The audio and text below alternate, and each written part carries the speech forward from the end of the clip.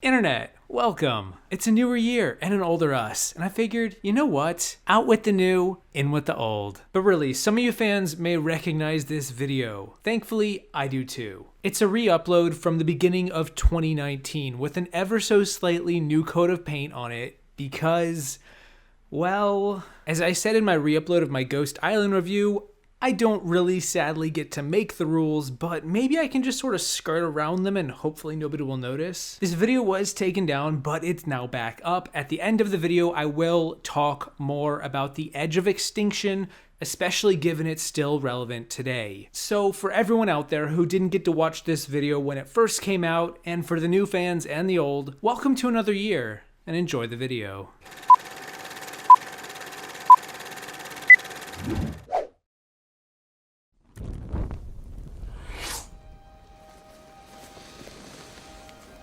This is your last chance. After this, there is no turning back. You take the blue pill. The story ends. You wake up in your bed and believe whatever you want to believe. You take the red pill. You stay in Wonderland. And I show you how deep the rabbit hole goes. Come on, God.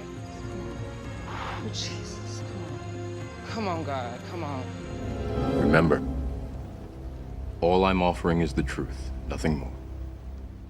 Ladies and gentlemen, my name is Peridiam, and no, I'm not quitting Survivor, or you guys. I couldn't quit you guys. For real, it's about time we ask ourselves the difficult questions. How far would you push yourself to stay on Survivor? Would you vote out your own mother like Sierra? Would you drop 80 pounds in one season like Big Tom? Would you eat termites out of a fresh termite mound whilst listening to Jillian talk your ear off about elephant dung? Yeah, I'd be gone in a heartbeat. But really, given we are now living on the edge of going extinct, I figured it's only appropriate to sit down and talk about the long history of players who have taken a short walk to Loser's Lodge. Quitters. Ugh. By no means my favorite group of people to ever play the game, but they are a group of people, and given we are talking all things Survivor, we may as well get to this group at some point. Up to this point in the history of the show, there have been 13 official quits in the books, with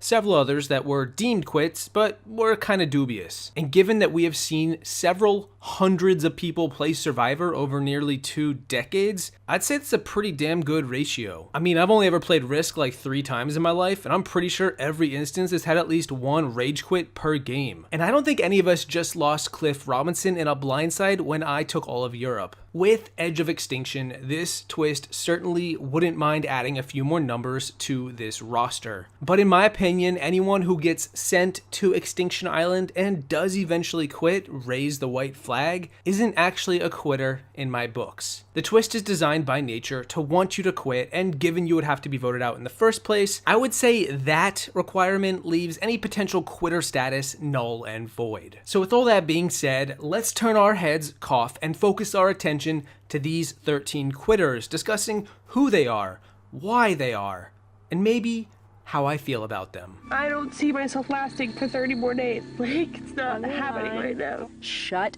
up.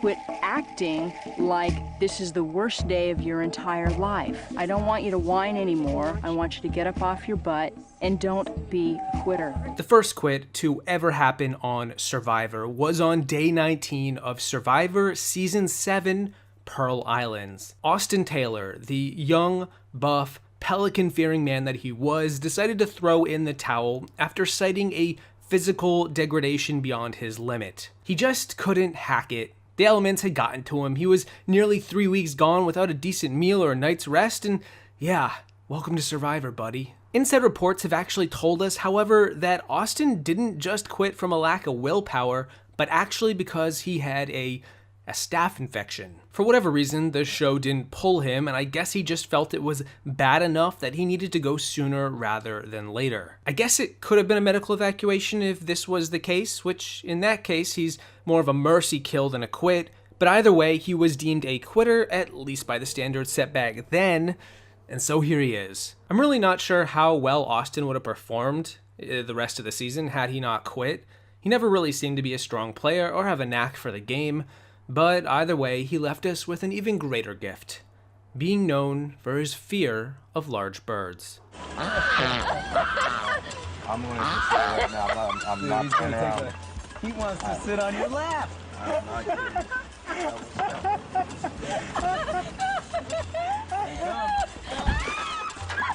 Let me ask you something, Austin. Have you wondered what the hell you're doing out here? Per your wishes? Go home. Now, the second quit in the history of Survivor, the next one, I'm not going to spend that much time on. I will say it did happen in the very next season, Season 8 Survivor All-Stars, in Episode 3 at the Final 16. Jenna Maraska, the winner of Season 6, The Amazon, shocked everyone when she announced on Day 9 that she was going to be unexpectedly quitting the game to go back to the States to see her mother. Her mom had cancer when Jenna flew out to compete on Survivor All-Stars, and Jenna just had a bad feeling she had made a huge mistake to go out and be on the show. She rushed back home, and as was mentioned at the end of that episode, her mother passed away 8 days later. Absolutely the right call to make, no questions asked, moving on. Actually, we're not going to go too far from here, as the third quit to ever happen in Survivor happened in the same season, Survivor All-Stars, not but 3 episodes later, when Sue Hawk chose to quit the game at the final 13 on Day 17. This is also a bit of a unique quit that I don't really care to talk too much about, but basically the gist of it was that on Day 15, at the Immunity Challenge, Richard Hatch, the winner of the first season of Survivor ever, decided to compete in the challenge naked, as is Richard Hatch's, MO, and he rubbed up against Sue in the middle of the challenge. This bothered Sue a good amount, fair enough. Richard was then voted out later that day, unbeknownst to Sue, and then 2 days later at the next reward challenge, in the usual pre-challenge back and forth banter between Probst and the castaways, Probst talked to Sue about the incident. By this point, she had a lot of time to digest what had happened, and she really wasn't okay with it. I was violated, humiliated, dehumanized, and totally spent, Jeff. It wasn't sorta, Jeff, because his back was to you, Jeff. That's all I'm saying, and I'm spent, and I'm done with this game. So yeah, I'm gonna let Sue speak for herself. She quit the game here, and we'll move on.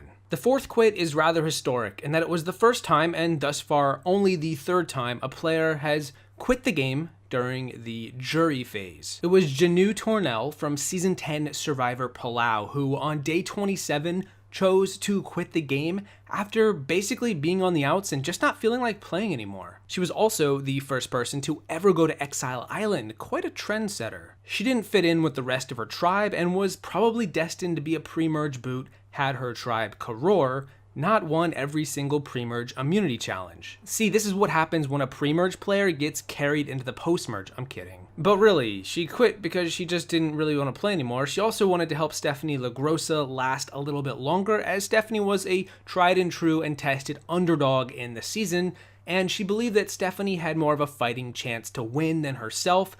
So when they went to the tribal council that night, Janu chose to walk instead of letting her tribe vote her out because, well, I don't know, you never know. Maybe they would vote out Steph anyway. And then have Janu quit. Sneaky Greg. You could care less if you leave right now. Right? Yes, that's correct. I care. I'm not done playing this game. And like someone asked me to vote them out, see it. Because you don't deserve to be here. I just want to be clear. You are on your own quitting this game. Yes, Jeff. I will lay down my torch this evening. Quit number 5 may be the least remarkable quit of the bunch. It was in Season 14 Survivor Fiji. Hey, we've been there before. Gary Striteski quit the game on Day 10 after having perhaps one too many insect bites on the island. The man suffered from vertigo and is actually the first person thus far, unless you want to count Austin, to pull themselves from the game due to a medical reason. But more than that, interestingly, Gary is the only person from that entire cast to have applied to be on Survivor. The 19 other players around Gary, they were all recruited. You know what? More than anything else to be said, that's just sick and twisted. The sixth quit happened in the first Fans vs. Favorites game, Season 16 Survivor Micronesia, as it was Cathy Sleckman who left the game on Day 19 at the final 13. This is another one of those dicey quits that was pretty rough to watch. Cathy was very lonely by this point in the season. She was missing her family and, truth be told, was taking medication prior to going on the season. Now, 3 weeks removed, things weren't looking good. It's a bit of a story that goes beyond the usual, but suffice to say, I understand where Cathy was coming from with her decision to walk. She was kinda losing it out there, had threatened to chop off her own finger just to get medically evacuated. Yeah, again, dicey stuff. I was looking for some kind of strength, and I couldn't find it. I mean, can I have one more hug? Just one more. I need one more hug. Just to get me through the day. I'm just so out of it, James. It's okay. Is it? Everybody have their days. But now, we get to the most infamous snuffing, smuffing, kerfuffling of them all, Nyanka and Purple Kelly, the two women who quit back-to-back at the same tribal council at the final 9, day 28 of Survivor, Nicaragua. I imagine most of you watching this know about this quit. It's likely the first quit that comes to mind just because of how over the top the whole incident was. So let's talk about this and give it a little bit of context. On day 28, there was a lot of rain. Really, the whole season was just a downpour. I always got the impression that Nicaragua was just a wet location. Nyanka and Kelly both complained of joint pain, of being overly cold, not having enough clothing to keep themselves warm. Apparently Purple Kelly wasn't given much clothing in the first place. I'm not really sure of the validity of this, but well, here we are. We get to day 28, and both women are talking about throwing in the towel. They are done. They have had enough. Despite being in the majority alliance, despite Nyanka having an idol, despite Nay even likely standing the best chance to win this season, believe it or not, they strongly considered quitting the game at this point. So they haven't quit yet, and they get to the reward challenge, and huzzah, Nyanka's team wins reward. But here's the kicker. The tribe was doing pretty bad after they burned their camp down in the previous episode, after they surrounded their fire with wooden chests only to skip off to a challenge for a couple of hours. Yeah, After the reward challenge, a deal was cut with Probst that if someone didn't go on reward, if someone willingly chose to not go on the reward they had won, he would give them a tarp and some food. Now, given that Nyanka was already talking about quitting, why not just have her sit out and do everyone a solid? Yeah, about that. How about no? I can't believe that you didn't step up after you are leaving. It told me right then and there I misjudged Nyanka's personality. I misjudged the person that she really was. Instead, Holly sat out, despite winning the reward too and wanting to stay in the game. Nyanka then goes on the reward, gets a bunch of food, a respite from the bad weather, and then we head off to an early tribal council where, in spite of it all, Nyanka and Purple Kelly still decide to quit the game. Probst was pretty pissed off, probably the most I've ever seen him. Like a disappointed father, he shamed them for making it so far, yet giving up when they were so close to the very end. I will say, while I personally like this moment in a meta way, Survivor history way, because of how historic it was, I will reason that it might not be historic for the best of reasons. Nyanka, what do you think we should do with your torch?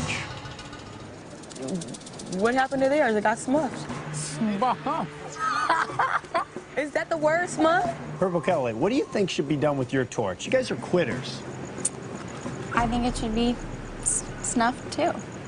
But also, both Nyanka and Perps were allowed on the jury, despite the quits, due in part to Janu from season 10 also quitting around the same time. A precedent for quitters on the jury was set, so a rule was in place, although I do believe now if you choose to quit the game at the jury phase, you won't be on the jury. Which, if you think about it, also would have meant Chase Rice wins that season. 4 seasons later, we also had another small quick exit when Dana Lambert was too physically debilitated to keep herself in the game any longer. On day 12 of Survivor Philippines, Dana had the medical team check her out because she really wasn't feeling great. The medical team did check her out and actually cleared her to stay in the game. They weren't pulling her. They said they were going to check back in about 12 hours to see how she was doing, but instead she said, you know what, I don't think it's for the best. And even though they let her stay in the game and weren't pulling her, she did choose to pull herself. Either way, it's kind of an unceremonious exit after the previous quits that I just talked about, but in the case of this video subject, that's probably not such a bad thing. You're gonna have relief in just moments. The pain's gonna go away. Let's finish this adventure on your terms, okay? We don't pull anybody unless it's truly life-threatening. But it's clear that Dana is struggling, and so she just can't go on anymore. And now we breathe. Now we get to the most pathetic quit of them all. Easily the bottom of the barrel, likely to never be topped. I would be surprised if it ever does get topped. We had Colton Cumbie from Survivor Blood vs. Water, season 27, who quit the game on day 7 at the Redemption Island duel. To understand how sad of a quit this was, let's first recognize it was on day 7, 1 week. Colton was also a returning player, a veteran player. He has already played this game. He had the experience playing Survivor. Given it was only day 7, there really wasn't that much of a game yet. His tribe had yet to lose a challenge and was in fact likely going to continue their winning streak, so it's not like Colton was scrambling to survive for the next few hours. His loved one Caleb on the other tribe was still in the game. It's not like Caleb was voted out and was at Redemption Island. Although given that you could swap with your loved one and go to Redemption Island, that might have actually been the best case for Colton's legacy. And then there was no medical issue,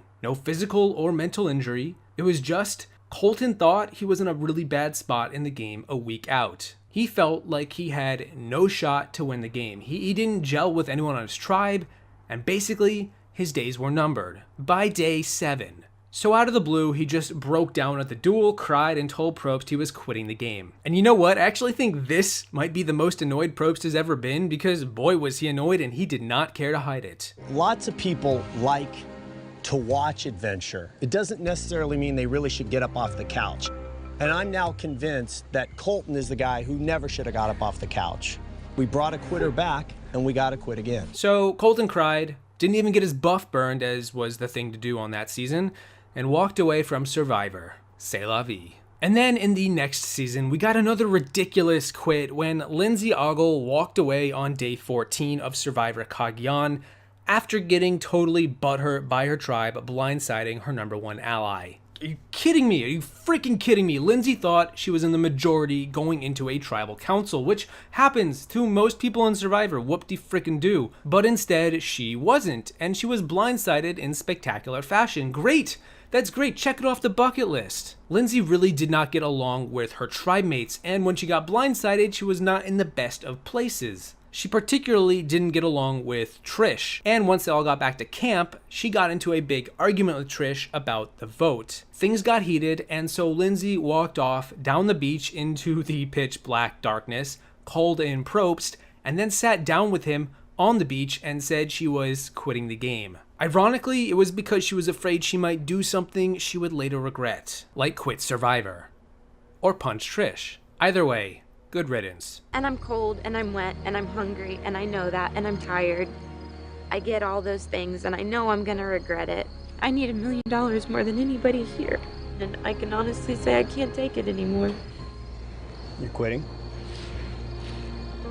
I don't know what else to do. And then again, the next season after that, we are on a roll here. We had Julie McGee quit the show, Survivor San Juan del Sur, at the Merge episode after she basically just stopped caring about being on Survivor. This was a weird quit, and while I kinda get it, I also despise it. Basically, Julie went on the show because her husband, John Rocker, was cast. And since it was a Blood vs. Water season, Julie went along with him to join him on his fun, quirky little adventure. Who knows, maybe they would have great stories to tell for their family. But then John got voted out early in the game, and now Julie was on her own, stuck playing a game she really didn't care about, eating no food, dirty as hell, and surrounded by a bunch of thieving, backstabbing liars. So she gave them a dose of their own medicine by stealing some of the Merge Feast food and hoarding it all to herself off to the side. She then got caught, everyone was like, WTF, and then she quit. What a weird series of events. Again, you don't want to be on Survivor, you're doing it for somebody else.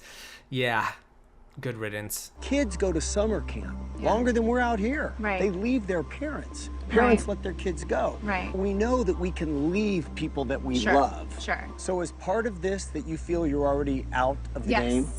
And then finally, after all this muck and filth and questionable decision making, we finally arrive at the last quit in Survivor's history to date. Marking the longest stretch of seasons to not have a quit, 7, we get to season 37, Survivor David vs. Goliath, when on day 10, B, the MMA fighter, chose to quit the game after she injured her MCL at an immunity challenge the day prior. She had actually gone into the game with a recovering injury of her MCL, but now it got even worse, and because of her profession as an MMA fighter, she didn't want to risk it. Questionable call even going on the show in the first place, but you know what? Hey, life's unpredictable. You get lemons, maybe you'll make lemonade, maybe you'll quit the game on day 10. Who knows? Probably the quickest quit I've ever seen as far as the editing goes. It just sort of happened. You blinked and you missed it, and there she was, and there she wasn't. We work so hard to be out here, and it's a dream for most people. And to say I can't move forward has to be one of the hardest decisions to make.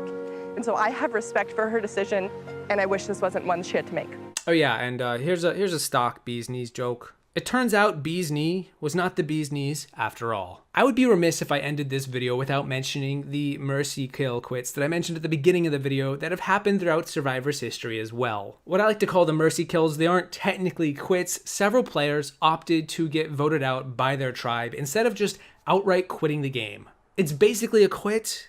They just went through the formalities instead. There was Jeff Wilson from Survivor Palau, Johnny Fairplay, and Chet from Micronesia, GC from Gabon, and heck, why not? Let's even bring up Shauna Mitchell from Survivor the Amazon, who wanted to quit, but her tribe made her stay, and then she didn't want to quit, and then was swiftly voted off. No, she didn't quit. I just find that really amusing. As far as the edge of extinction goes, now that we're in the year 2020, this is the updated part I talked about at the beginning of the video. I don't personally view people who go there to the edge and then depart from the edge by raising the white flag. I don't consider them to be a quitter. You can certainly call them that, and I get why, but to me, there's two major caveats to why I wouldn't label them as such. The first is because they've already been voted out, and so anything after that is just gravy. To me, the proper game takes place before you get voted out, and even though EOE, The Edge, is still the game of Survivor, yes, Chris did play Survivor for 39 days, I gotta admit, just not the conventional one. To me, there's a missing ingredient that means if you walk away, no harm, no foul. But the more important reason, the second reason why I do not label these players as quitters, such as Wendy or Keith, is because the producers give the players the option to go to the edge of extinction. It's not mandatory. When they were voted out, they didn't have to go there. They didn't have to put gravy on their dashed dreams. And even if they do decide to go there, they are again given the option by the producers to depart from the edge whenever they so wish. Because leaving the game is built into the game, it's no longer the same thing as the players in this video who chose to leave in spite of the game never giving them that option, never giving them that power. Compared to Redemption Island, where there is no choice, at least that we know of, to go there. On a season with Redemption Island, you get voted out, you go to Redemption Island without a choice, and then if you quit from Redemption Island, you're not given a choice. I do consider that to be a quit, if only because the producers never gave the players that choice. The people who have designed the game built a mechanic into the edge that means it's 100% valid to walk away from it. Which means to me, it can't be a quit, at least not to be held under scrutiny like many of the other players in this video, because they're following the rules that were laid out before them. After I lost, I honestly felt down again. And then it hit me. If I get off this island right now, I've gotten more than what I ever came with. I don't think anyone has had an experience like I have. Everything that could have gone wrong did go wrong, but at the end of the day, I feel so proud of myself, and that's what's most important for me. Quitters step outside the game. Now, if you're on a season with the edge and you quit and it's before you get voted out, then yes, you're a quitter. Don't let the palm fronds hit you on the way out. Anyway, that's going to be the long video down a short, not so happy memory lane full of lessons to be learned. Those are the quitters in Survivor. So let me ask you now, what do you guys think about these players? Do you understand where they're coming from? Do I even have to ask with some of them? Regardless, thank you for not quitting on me after all this time. But really, my name is Peridiam. I'm saying thank you for watching. I hope you enjoyed this video. Don't forget to dislodge that piece of coral from your foot on the way out, and I will see you next week once I eventually find out where GC really went. What if you got eaten by like a monkey, dude? Casey! Did he not hear me? We almost left without you. We have like 5 more minutes and they're just gonna leave. That would've been cool with me.